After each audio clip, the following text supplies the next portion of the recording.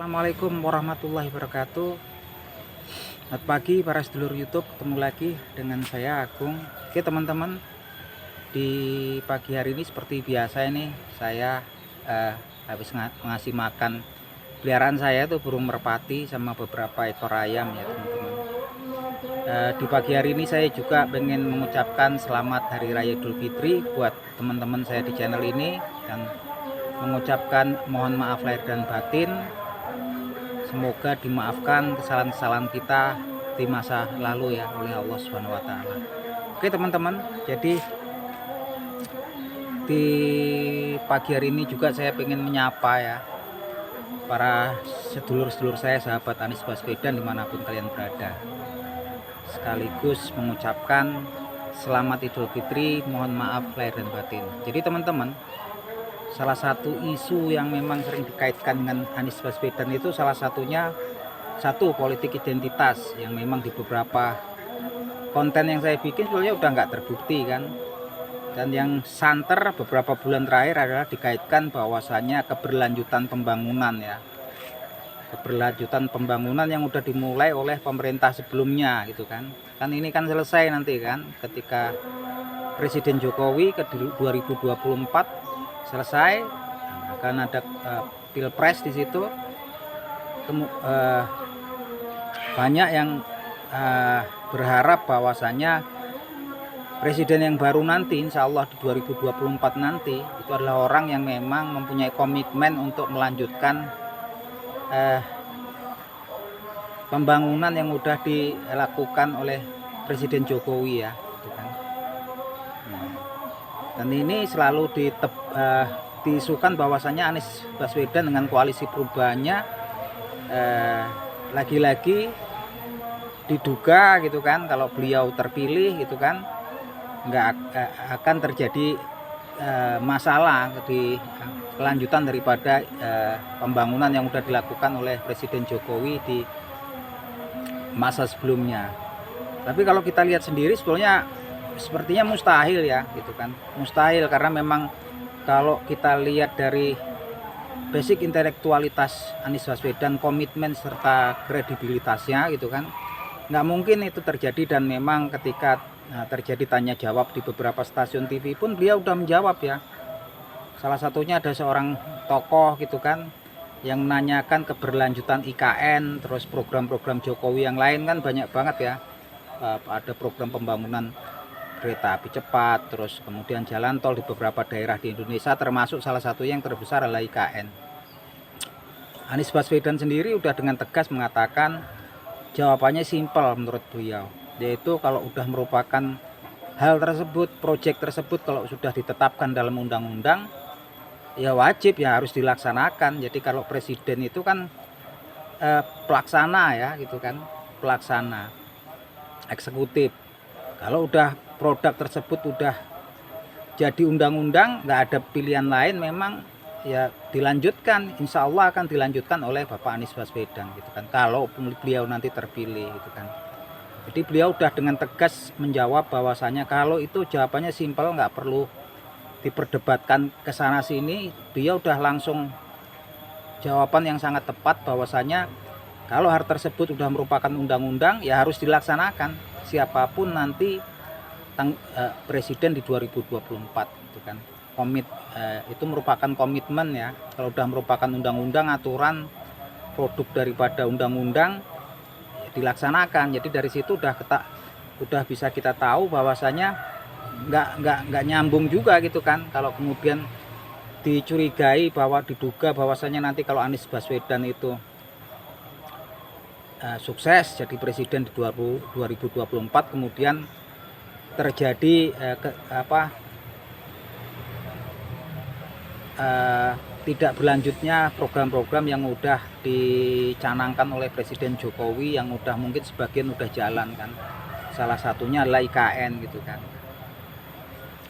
Itu jelas sekali jawabannya seorang Anies Baswedan ya, jawaban orang yang memang mempunyai kredibilitas, mempunyai pengalaman dan komitmen ya gitu, serta tingkat intelektualitasnya yang memang tinggi gitu kan, punya komitmen. Beliau udah jelas mengatakan ya udah kalau memang itu undang-undang, sudah merupakan produk undang-undang, ya dijalankan gitu kan. Nggak mungkin kemudian tiba-tiba dihentikan. Nah, kalau kita lihat dari hal ini memang kan udah kandas semua itu dugaan. Satu, politik identitas kan. Dua, kemudian ketidakberlanjutan program pembangunan yang sudah dilakukan oleh presiden yang sebelumnya gitu kan. Nah, kita nggak tahu lagi kalau itu dua itu, kalau menurut saya juga udah kandas dan nggak terbukti, dan sebaiknya kalau menurut Anies Baswedan pun udah di cancel, dibatalkan dugaan-dugaan tersebut ya gitu. Dan kalau kita lihat memang hal-hal seperti itu menjelang perjalanan ke Pilpres 2024 sangat mungkin akan bermunculan ya, banyak hal-hal yang bermunculan yang memang kadang-kadang disebarkan ataupun diisukan oleh orang-orang yang berseberangan ataupun memang oknum-oknum yang memang nggak suka sama beliau gitu kan. Tapi itu wajar karena memang namanya juga cuma dugaan ya teman-teman gitu kan. Gitu. Tapi yang jelas memang kalau politik identitas sudah nggak relevan lagi, karena kalau kita lihat sekarang di sekeliling Anies Baswedan itu pun semuanya nyaris ya, dari 2-3 partai pendukungnya gitu kan, yang masih ada kedekatan dengan sekitar urusan religius ataupun kalau sebagian orang katakan identitas, mungkin cuma satu partai gitu. 2 partai yang lainnya adalah partai nasional. Partai pendukung utamanya Nasdem tuh partai yang konsepnya nasionalis. 2, Partai Demokrat konsepnya nasionalis gitu kan. Dan saya memang sebagai simpatisan Anies Baswedan pun senang ya, karena memang sekarang Anies Baswedan itu memang udah jauh lah kalau dikaitkan dengan hal-hal yang bersifat politik identitas. Kalau kita lihat dari partai yang mendukung beliau, juga tokoh-tokoh yang mendukung beliau gitu kan, seperti Bapak Surya Paloh gitu kan. Di situ kemudian ada AHY dari Partai Demokrat, itu jauh sekali, mereka adalah tokoh-tokoh yang memang dari partai lagi sekaligus mereka juga tokoh-tokoh yang berkonsepnya politiknya adalah nasional gitu kan, sangat jauh sekali gitu kan. Dan kalau kita lihat ketika Anies Baswedan berkunjung di beberapa tempat di luar negeri pun itu sudah membuktikan sirna semua, kandas semua. Sampai ABC News dari Australia melakukan wawancara kepada beliau, membuktikan bahwa nggak ada, karena kalau kita lihat nggak ada sama sekali keterkaitan afiliasi Anies Baswedan kepada politik identitas. Karena kalau kita tahu Australia sendiri kan negaranya negara sekuler gitu kan, dan mereka pastinya akan berhati-hati kalau salah satu stasiun televisi mereka mengundang seseorang yang mungkin dikaitkan dengan politik identitas dan terafiliasi ke organisasi-organisasi yang mungkin dikaitkan dengan politik identitas. Tentunya mereka nggak mau ngundang itu. Nah, Anies Baswedan buktiin di situ. Beliau itu orang yang memang punya intelektualitas, kredibilitas. Ketika ditanya pun, ketika wawancara luar biasa, jawabannya pas-pas semua gitu kan. Selain pas juga bahasanya itu, tata bahasa, cara dia berkomunikasi itu luar biasa ya. Mungkin teman-teman nanti bisa lihat kan, tinggal lihatlah di era digital ini kan. Dan saya kagum Anies Baswedan ini nggak cuma menguasai bahasa asing.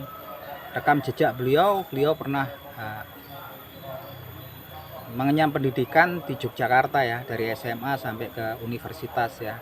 Dan ketika saya lihat ada beberapa tokoh di Yogyakarta kemarin dari beberapa channel YouTube yang ngundang beliau gitu kan, dan beliau diwawancarai, saya sendiri sangat bangga ya, saya sebagai orang asli sini, ternyata beliau sangat fasih gitu kan, menggunakan bahasa asli sini itu udah bahkan mirip orang asli sini gitu. Bedanya udah susah kan, kalau bilang orang udah mirip dengan indigenous people-nya sini gitu.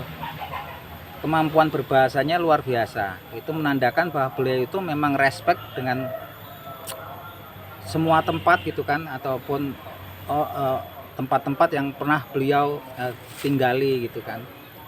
Selain bahasa asing, bahasa daerah itu luar biasa Anies Baswedan. Dan beliau juga mengunjungi kampus beliau di Yogyakarta, di UGM. Beliau juga dulunya aktivis ya, aktivis mahasiswa gitu kan. Jadi sebenarnya udah komplit sekali gitu kan. Walaupun memang kalau kita lihat ketika PDIP menentukan pilihannya ke Ganjar Pranowo, saya lihat memang ini berat ya gitu. Realistisnya berat teman-teman. yakin berat. Memang berat karena Ganjar Pranowo ini memang pendukungnya nyebar di seluruh Indonesia, dan Jawa Tengah, Jawa Timur itu kuat ya pendukungnya Ganjar Pranowo. Tapi tampaknya memang masih panjang, masih banyak hal yang bisa terjadi sampai 2024. Ya, kita hanya bisa doain bahwasanya nanti Anies Baswedan sukses di Pilpres 2024. Even kalaupun sampai nggak jadi pun, yang jadi mungkin Ganjar Pranowo ataupun yang lain, ya kita berharap negara kita mendapatkan pimpinan yang terbaik, the right man in the right place, orang yang tepat di tempat yang tepat gitu kan. Semuanya demi kemajuan negara kita gitu kan, dan negara kita mendapatkan pemimpin yang dapat memberikan solusi pemecahan masalah-masalah bangsa yang terjadi akhir-akhir ini gitu kan. Oke, gitu aja obrolan kita di pagi hari ini. Pagi, mohon maaf lahir dan batin. Selamat merayakan Hari Raya Idul Fitri. Oke. Wassalamualaikum warahmatullahi wabarakatuh.